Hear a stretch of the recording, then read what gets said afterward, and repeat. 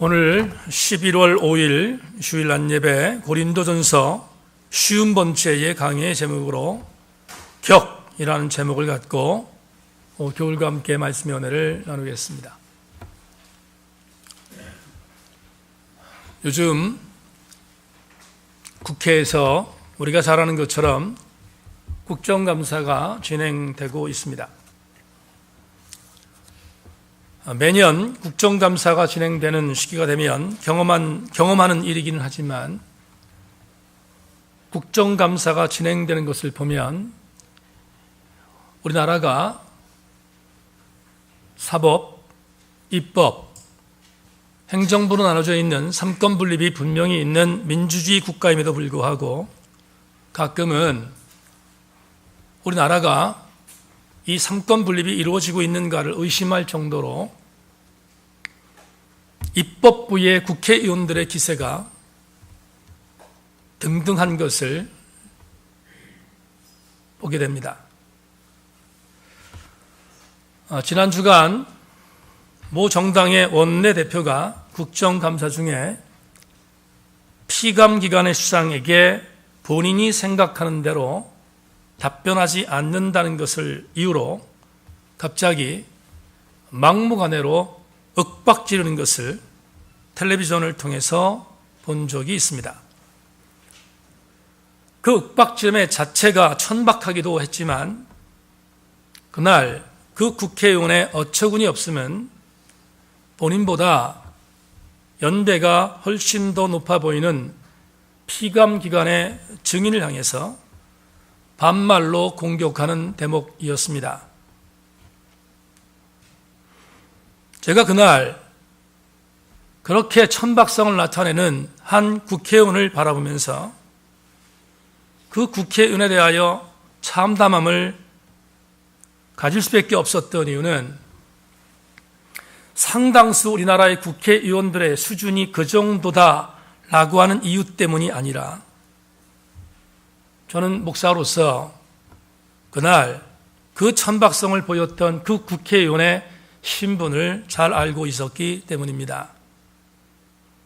그는 지역구에서 예수를 아주 잘 믿는다고 소문나 있는 그리스도인 국회의원이었기 때문입니다.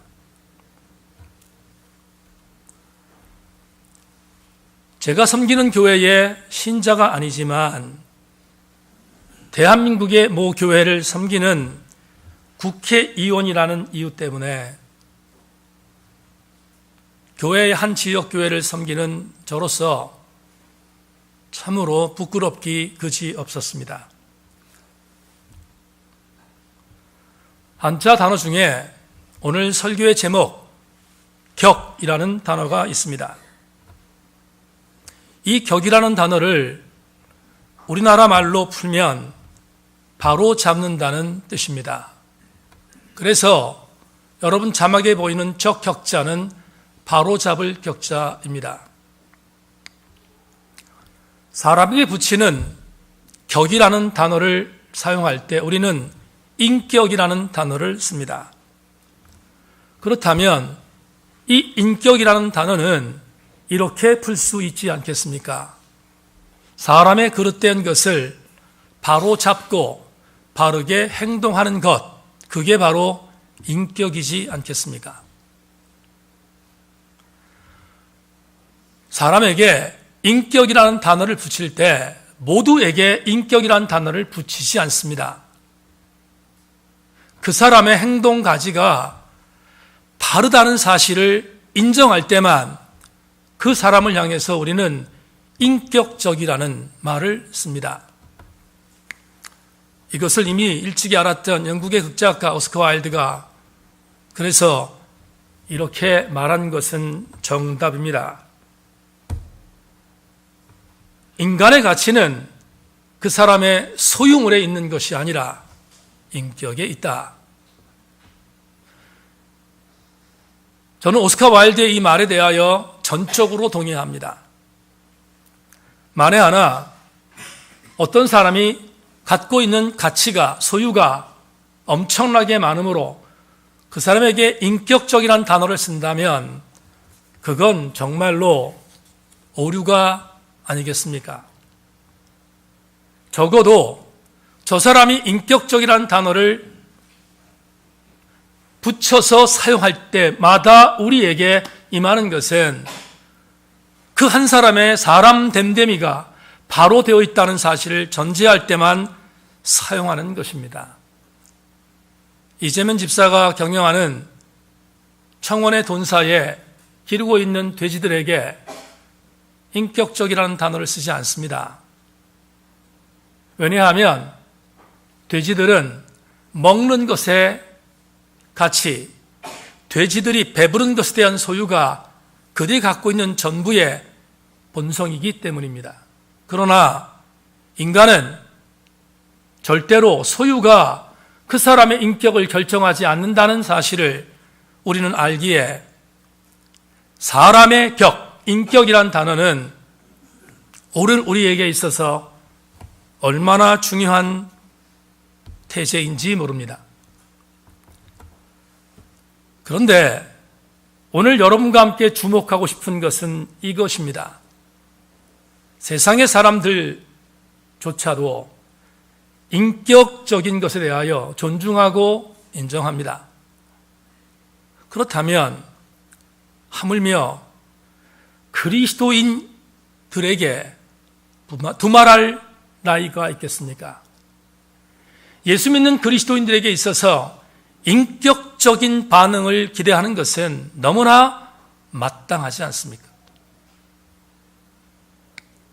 사도행전 11장 26절에서 안디옥 교회에 있는 성도들 향해서 그리스도인이라 일컬음을 얻었다라고 말했을 때 이 그리스도인이라는 단어를 성경에는 그 단어밖에 없기에 그리스도인이라고 썼지만 저는 오늘 이 목사가 그 당시에 사도행전 11장 26절을 번역했다면 크리스티아노스라는 이 단어를 이렇게 번역했을 것입니다. 그리스도인이 아니라 인격적인 그리스도인이라고 번역했을 것입니다. 예수 믿는 사람들이 인격적인 것은 교양의 문제가 아닙니다.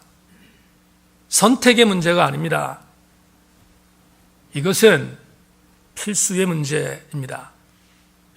그래서 예수 그리스도인으로 이 땅에 살아갈 때 세상 사람들에게 모두가 인격적 그리스도인이라는 이름을 붙여서 그 단어를 나의 별명처럼 들어야 하는 것이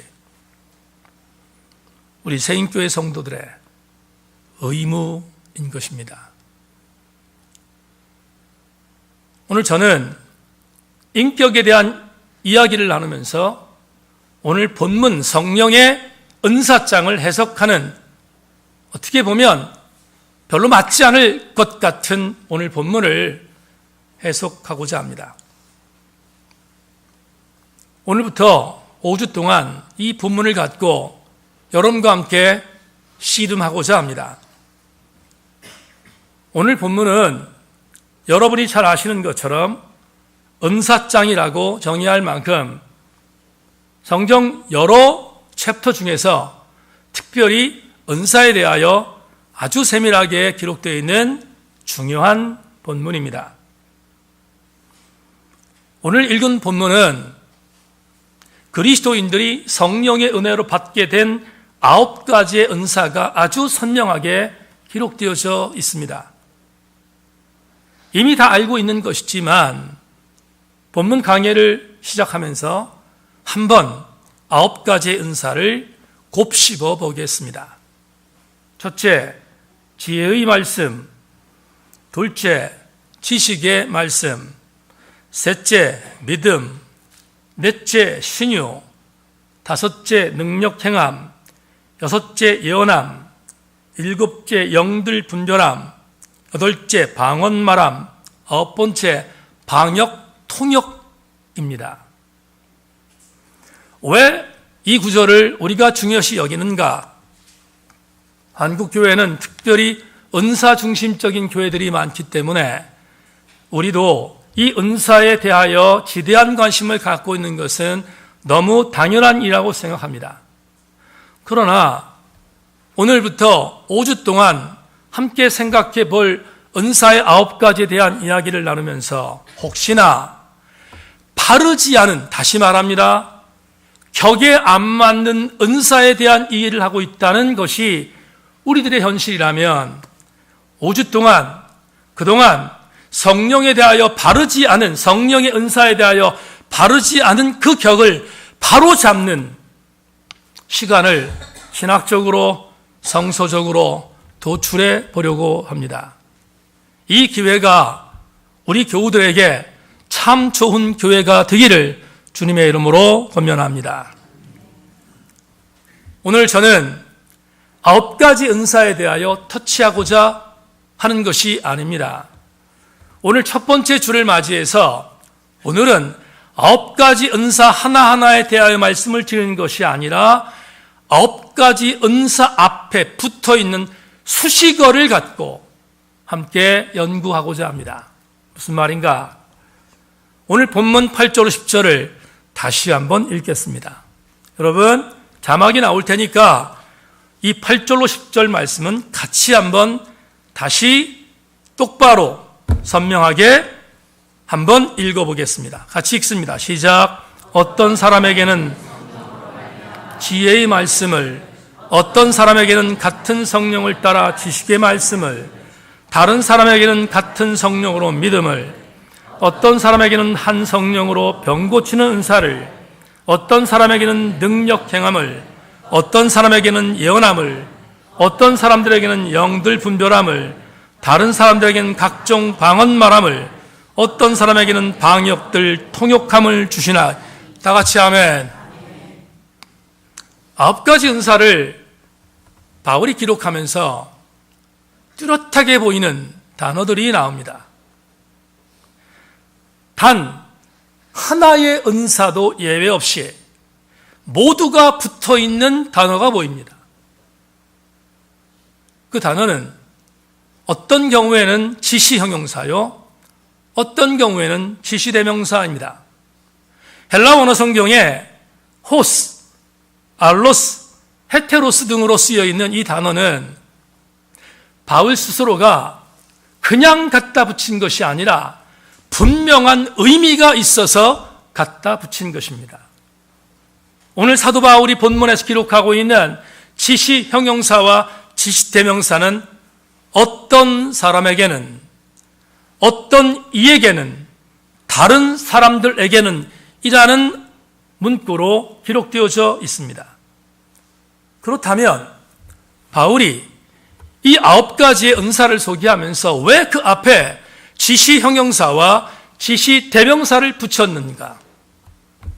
그냥 붙이지 않았습니다. 이유가 있기 때문입니다. 그 이유를 오늘 여러분과 함께 2가지로 함께 추적하고자 합니다. 이 2가지는 오늘 우리가 받아야 할 은혜이기도 합니다. 그러므로 이 2가지의 내용에 주목해 주시기를 부탁합니다. 첫째, 은사는 결코 비교 대상이 아니라는 것을 우리에게 알려줍니다. 무슨 말인가? 오늘 8절과 10절을 저의 언어로, 성경의 언어가 아니라 저의 언어로 한번 풀겠습니다. A라는 사람이 있습니다. 그런데 이 A에 대하여 여러분, 이 말이 믿어지면 아멘으로 화답했으면 좋겠는데, 어떤 A라는 사람이 있습니다. 그런데 이 A의 영적 상태, 이 A의 심리적인 상태, 이 A에 대한 육적인 상태는 A보다 성령님이 더 잘 아십니다. 맞습니까? B라는 사람이 있습니다. 이 B라는 사람의 육체적, 심리적, 정서적, 영적 상태를 B 개인보다 성령님이 더 잘 아십니다. C라는 사람이 있습니다. C 역시 매일반입니다. 그렇다면 우리는 이것을 전제할 수 있습니다. 교우 여러분, 성령께서 왜 9가지의 은사를 주실 때 각기 다른 모습으로 어떤 이에게는 A라는 은사를, 다른 사람에게는 B라는 은사를 주셨는가? 그 이유는 굉장히 선명하게 드러납니다. A라는 사람에게 가장 적절한 은사, 예를 들어서 지혜의 은사다 했다면 그 지혜의 은사를 A라는 사람에게 준 것은 9가지 은사 중에 지혜의 은사가 그에게 가장 필요했기 때문에 준 것입니다.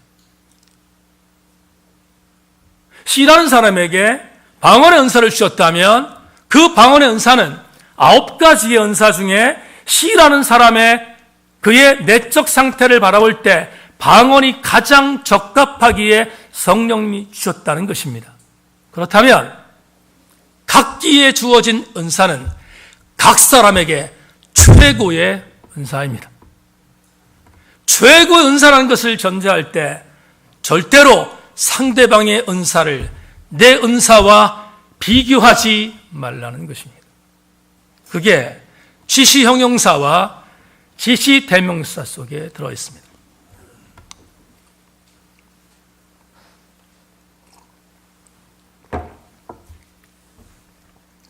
(1980년대) 제가 신학교를 다닐 때 정말로 감히 상상하지 못했던 일들을 제 아들이 다니는 지금 신학교에서 벌이고 있습니다. 어떤 거냐면 지난번에 아들이 그걸 가지고 굉장히 고민하면서 저한테 전화를 했는데 저도 동의한 부분입니다. 여러분, 신학대학들마다 설교술 대회를 합니다. 설교대회라는 제목을 갖고 설교대회에서 1등을 한 사람은 장학금도 줍니다.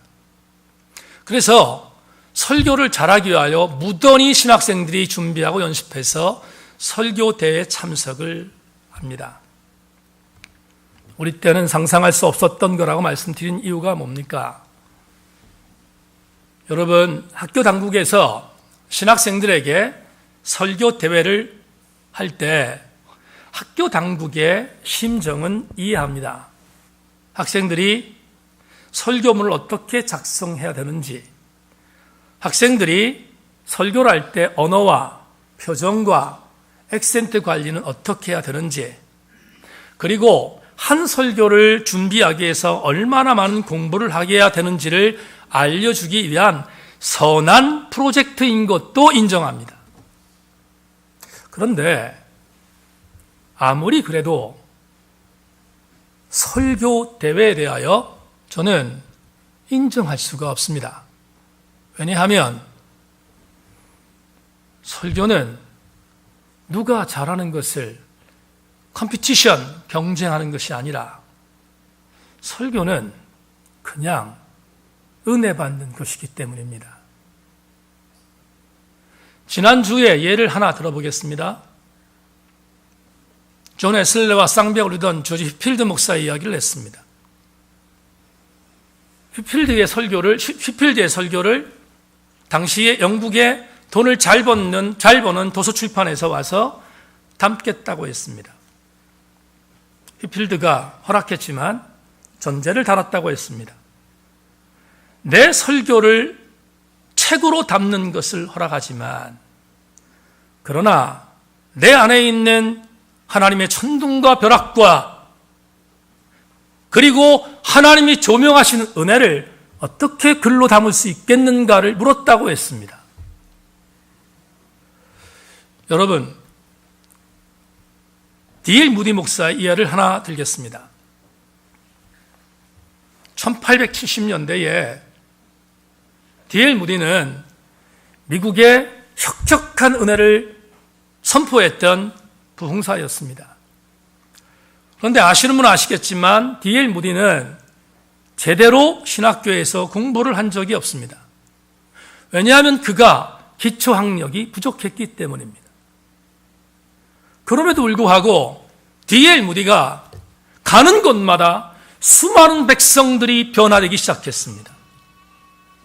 많은 D.L. 무디의 연구사의 자료를 보면 D.L. 무디가 살아있는 동안 미국 전역에서 그의 선포를 통하여 회심된 인원이 약 200만 명 정도로 추정된다는 자료가 있습니다. 그런데 참 이상한 것이 있습니다. D.L. 무디와 동시대에 살았던 또 다른 목회자가 공부를 참 많이 했습니다. 미국의 유수한 신학대학을 졸업한 목회자였습니다. 이상한 것은 이 목회자가 목회하는 목회는 가는 곳마다 실패했습니다.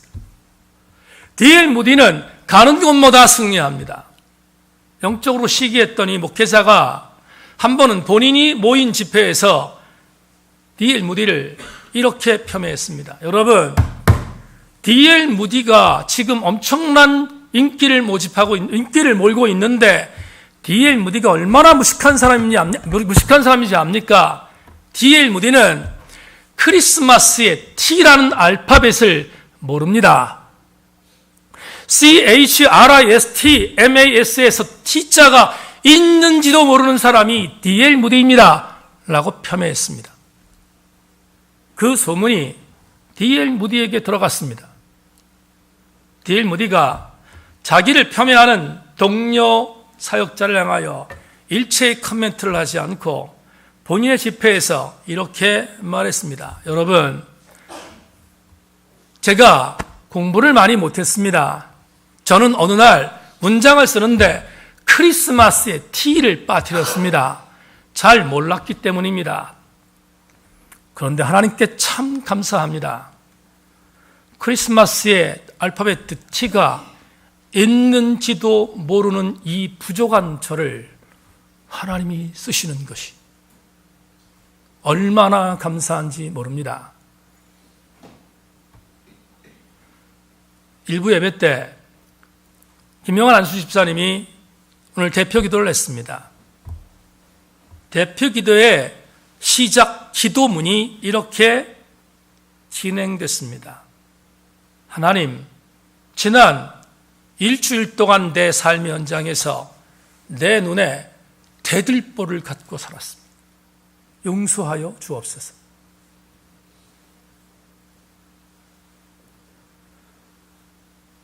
신앙생활 하면서 우리가 정말로 견지하고 우리가 정말로 가슴에 담아야 할 것은 성령의 은사는 하나님께서 보시기에 나에게 가장 중요한 은사라는 사실을 인식하고 가장 연약한 나를 잘 아시는 하나님께서 제3위의 인격이신 성령님을 통하여 주신 선물인데 그 성령의 은사는 나에게 주어진 성령의 은사는 내가 필요한 것이고 다른 사람에게 주어진 성령의 은사는 그 사람이 필요한 것임을 아셨던 성령의 선물인 줄로 믿고 우리는 어떤 경우에도 성령의 은사를 비교하지 않기를 소망합니다. 저와 여러분 모두가 성령의 은사를 통하여 주신 그 선물을 감사함으로 반응하는 우리 교우들 다 되기를 주의 이름으로 권면합니다. 성경은 비교를 죄라고 말합니다. 요한복음 21장에 예수께서 갈릴리 디베라 바닷가에 와서 고기를 잡고 있었던 다시 옛 습성으로 돌아간 베드로의 기사를 요한복음 21장이 기록하고 있습니다. 그런데 이 요한복음 21장의 기록 중에서 눈에 띄게 보이는 대단히 중요한 기사가 실려 있습니다. 주님께서 디베라 바닷가에서 고기 잡던 베드로에게 찾아오셔서 두 번째 미션을 주셨습니다.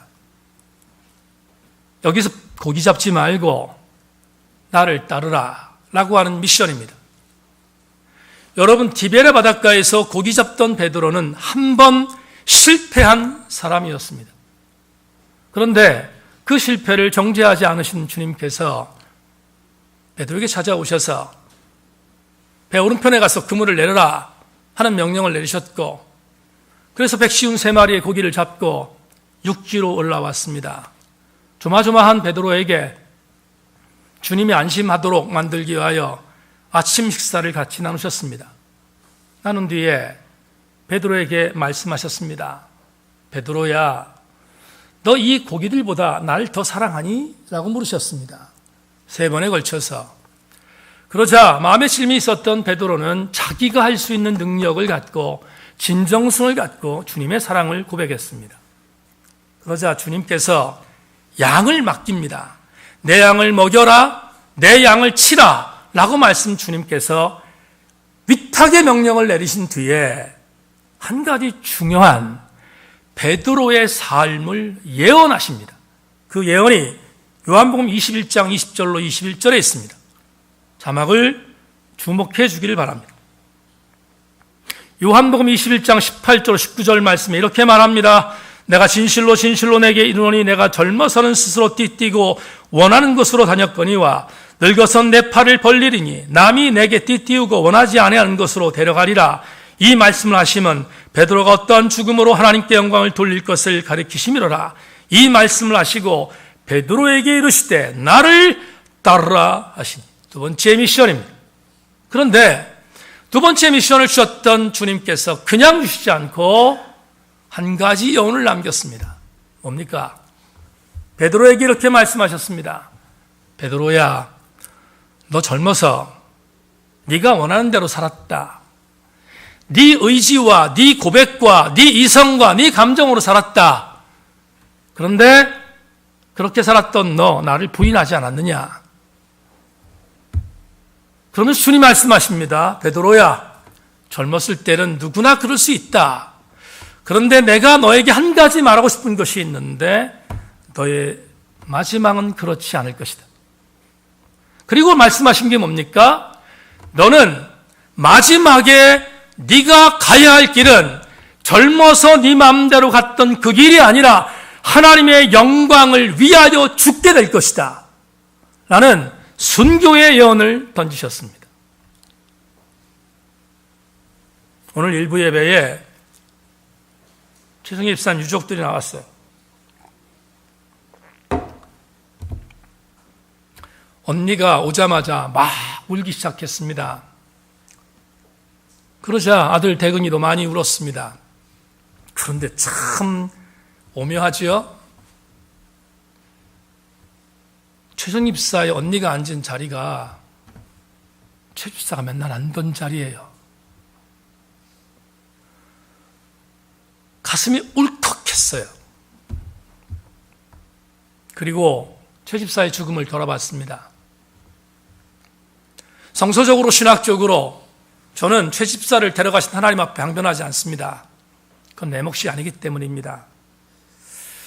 그런데 여러분, 죽음을 동경하는 사람이 이 땅에 있습니까? 요즘에 well dying이라는 말이 많이 쓰이는데 정말 죽음을 그렇게 동경하는 사람이 있습니까? 정신병자 아닙니까? 누가 죽음을 동경합니까? 동경하지 않습니다. 주께서 베드로에게 너 이렇게 죽을 거야 말하는데 기분 좋겠습니까? 기분 안 좋았습니다. 순간 베드로가 자기가 행했던 이전의 모든 일탈에 대한 부분들을 다 까먹고 주님이 했던 말 자체 때문에 기분이 상했습니다. 그러자 순간 기분이 상한 베드로가 빈정이 상해서 주님께 이렇게 질문합니다. 요한복음 21장 20절로 21절입니다. 베드로가 돌이켜 예수께 사랑하시는 그 제자가 따른 것을 보니 그는 만찬석에서 예수의 품을 의지하여 주님을 파는 자가 누구 오니까 묻던 자더라. 이에 베드로가 그를 보고 예수께 여짜오되 주님, 이 사람은 어떻게 되겠사옵나이까? 풀겠습니다. 기분이 확 상한 베드로가 갑자기 주님에게 이렇게 말합니다. 주님, 제가 그렇게 죽는다고요? 좋습니다. 죽는 건 죽는다 칩시다. 그런데 한 가지 묻겠습니다.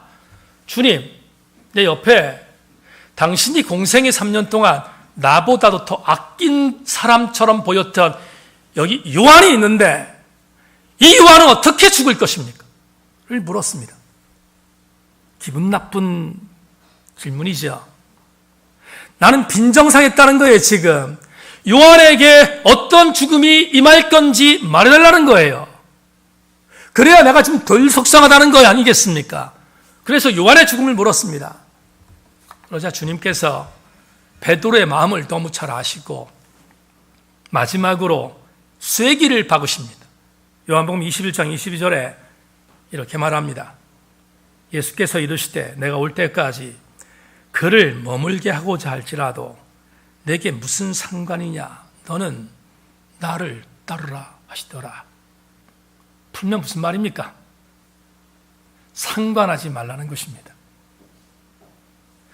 그게 왜 궁금하냐는 것입니다. 주님이 베드로에게 요구하는 것은 너는 너에게 주어진 내 삶의 선택을 따르라 라는 것을 지금 베드로에게 주님께서 강력하게 선포합니다. 읽다가 이 구절 가지고 많이 설교도 하고 묵상도 많이 했지만 이런 생각이 들었습니다. 2부 예배 나오신 교우 여러분, 주님의 관심은 항상 나지 너가 아님을 인정하시기 원합니다. 주님의 궁극적인 관심은 바로 나지 그 사람이 아니라는 것을 기억해야 합니다. 그래서 이렇게 적용하면 맞지 않겠습니까? 주님께서 정말로 관심을 갖고 있는 것은 성령 하나님을 통하여 나에게 주신 은사지 다른 사람에게 주는 은사가 아니라는 것을 기억해야 합니다. 누가 은사를 비교합니까? 내 은사가 저 사람의 은사보다 낫다고 생각하는 사람이든지 아니면 내 은사가 저 사람의 은사보다 못하다고 생각하는 사람이 비교하지 않겠습니까? 다시 한번 강조하지만 오늘 지시 형용사가 9가지의 은사에 붙어있는 가장 중요한 신학적인 교훈은 은사는 비교하지 말라는 것입니다. 이걸 인정하면 두 번째 마지막 은혜에 도착할 수 있습니다. 그건 뭘까?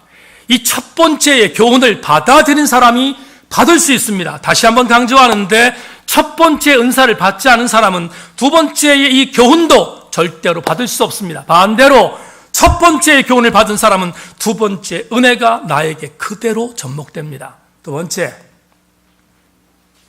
은사를 비교하지 않는 사람은 그 은사가 인격적 성령 하나님의 선택인 것 또한 믿는 것입니다. 은사는 내가 결정한 것이 아니라 성령 하나님의 인격적 선택인 것을 믿는 것입니다. 자, 강조했습니다. 그냥 하나님의 선택이 아니라 인격적 선택이다. 이 점을 강조하는 이유는 앞에서 말씀을 드렸지만 하나님께서 나에게 은사를 주셨다면 한 가지 분명한 사실을 내가 받아들이라는 의미입니다. 나보다 나를 더 잘 아시는 주님. 가끔 이사야 55장 말씀을 이야기하지만 어느 날 갑자기 새벽에 이사야 55장을 읽다가 권사님 한 분에게 그 말씀이 와닿았습니다. 내 생각이 네 생각과 다르고 내 길이 네 길과 다르다면 선택의 폭이 뭡니까? 만에 하나 하나님의 길과 내 길이 다르고 하나님의 생각과 내 생각이 다르다면 예언자 이사야의 말로 의하면 당연히 우리는 하나님의 선택, 하나님의 생각, 하나님의 길에 아멘해야 되지 않겠습니까? 성령의 은사를 하나님이 나에게 주셨다면 하나님의 가장 완벽한 방법으로 나에게 이 은사가 임하면 하나님의 교회의 유익과 질서와 신앙상의 승리를 위하여 하나님이 가장 완벽하게 그 은사를 나에게 주셨다는 사실도 아멘으로 순종해야 되지 않겠습니까? 예수님 육신의 부모님을 우리는 이미 성경을 통해서 만날 수 있습니다.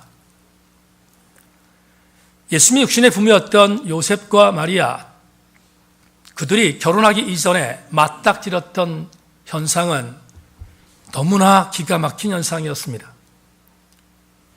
마리아에게는 약혼한 정혼한 남자가 있음에도 불구하고 그 남자와는 전혀 상관없이 임신의 통보를 받았습니다. 남자였던 요셉에게는 약혼한 여자가 자기의 시를 받지 않고 임신했다는 이야기를 들으며 그 여자가 간음했기 때문이 아니라 성령의 은혜로 말미암아 임신했다는 사실을 받아들이라는 어떤 의미로 바라보면 청천벽력과 같은 선포를 받은 것입니다. 요셉과 마리아가 도무지 인정할 수 없는, 내 삶의 현장에서 인정할 수 없는 그런 청천벽력과도 같은 말씀을 들었는데 그들이 어떻게 반응했습니까? 그들의 반응이 무엇으로 나왔습니까? 성경에 기록된 그들의 반응은 우리에게 적지 않은 감동을 줍니다. 먼저 마리아의 반응을 봅시다. 마리아가 이렇게 누가복음 1장 37, 38절에서 반응합니다. 대저 하나님의 모든 말씀은 능하지 못하심이 없느니라. 마리아가 이르되 주의 여정이 오니 말씀대로 내게로 이루어지라매 천사가 떠나가니라. 요셉의 반응은 더 감동적인 인격적 반응이었습니다. 요셉의 반응을 읽어드립니다. 마태복음 1장 24절 25절에 이렇게 기록되어 있습니다. 요셉이 잠에서 깨어 일어나 주의 사자의 분배대로 행하여 그의 아내를 데려왔으나 아들을 낳기까지 동침하지 아니하더니 나음의 이름을 예수라 하니라. 여러분, 이 구절이 왜 인격적인 반응이라고 표현했습니까? 가브리엘 천사를 통하여 고지받았던 약혼자 마리아의 임신, 너무 힘들었을 것입니다.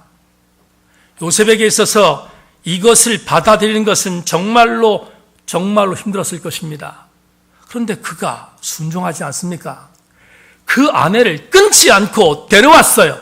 데려왔다는 말은 결혼했다는 것입니다. 그런데 우리가 함께 좀 깊이 생각할 것이 있는데, 데려오는 것까지는 어느 정도의 신앙을 갖고 있는 사람들은 할 수 있습니다.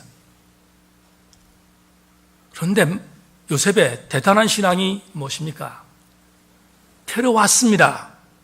데려온 뒤에 아들 예수가 이 땅에 태어나기까지 마리아와 동침하지 않았다. 우리는 요셉의 하나님을 향한 인격적인 반응에 전율해야 합니다. 우리는 항상 내게 유익이 되는 것에 아멘합니다. 우리는 항상 나에게 손해가 되지 않는 것에 아멘합니다.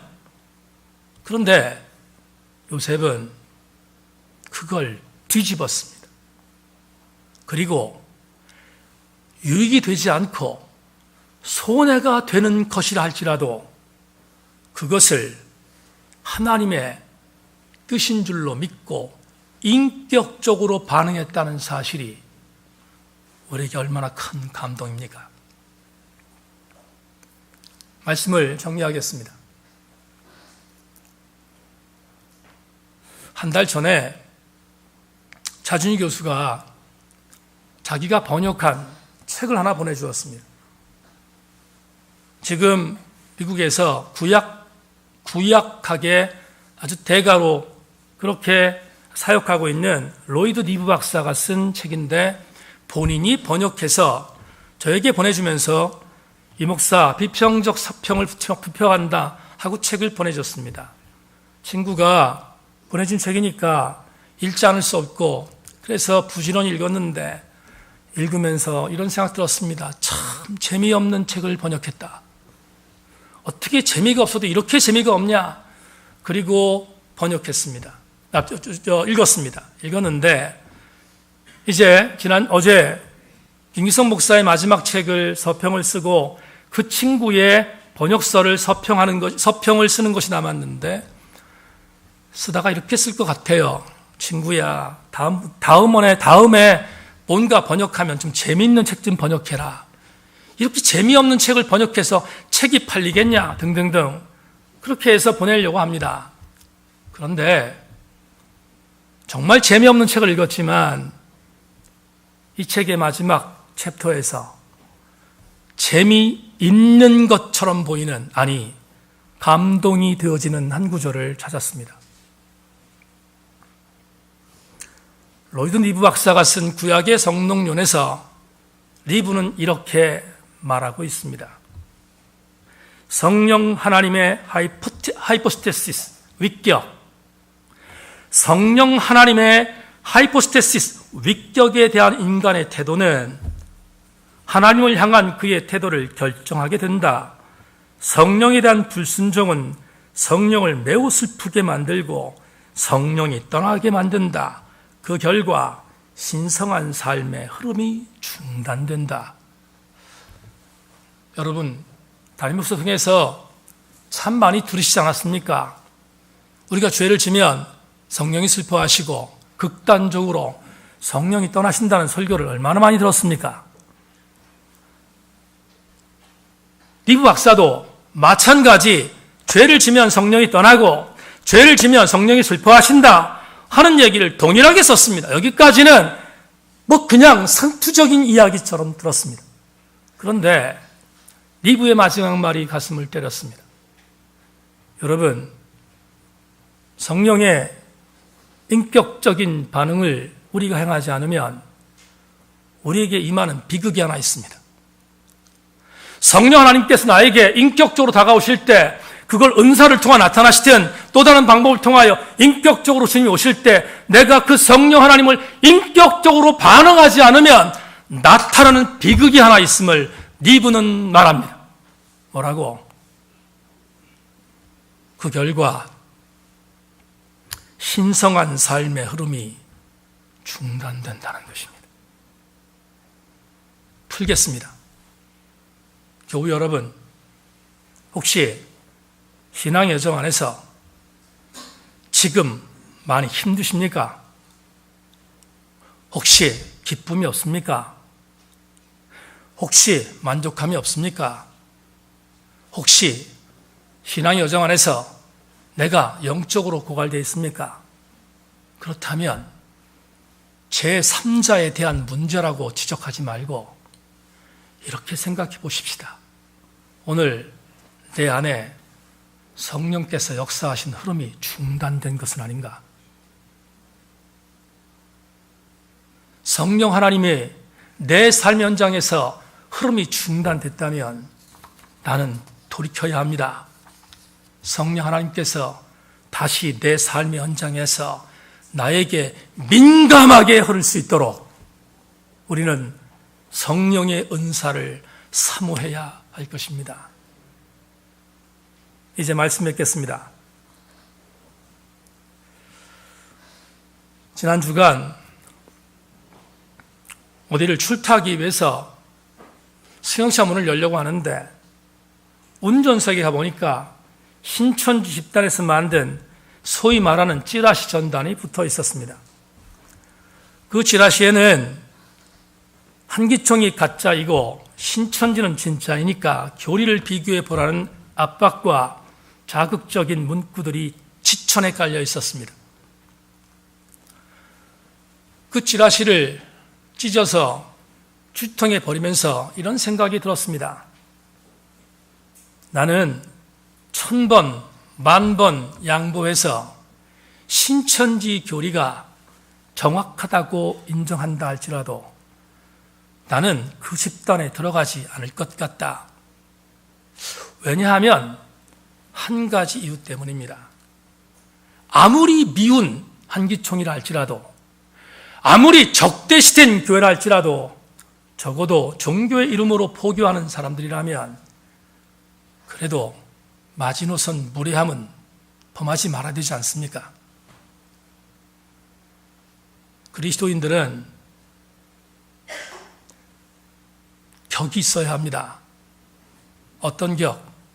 인격이 있어야 합니다.